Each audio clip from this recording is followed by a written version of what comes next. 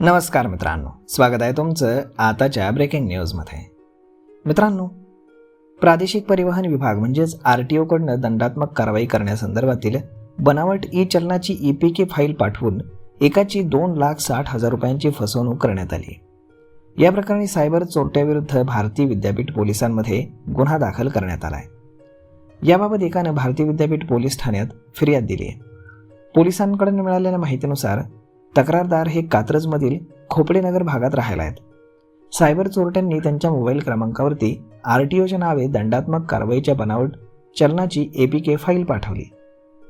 त्याद्वारे सायबर चोरट्यांनी तक्रारदाराच्या मोबाईलचा ॲक्सेस घेऊन आधार कार्ड आणि बँक खात्याची गोपनीय माहिती चोरली. या माहितीचा गैरवापर करून बँक खात्यांमधून 2,60,000 रुपयांची रोकड लंपास करण्यात आली. वरिष्ठ पोलीस निरीक्षक राहुल खिलारे याचा अजून तपास करत आहेत.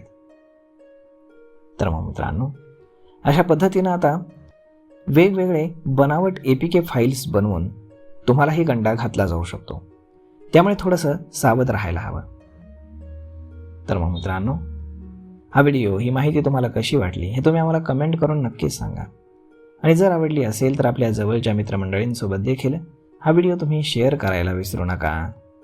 धन्यवाद.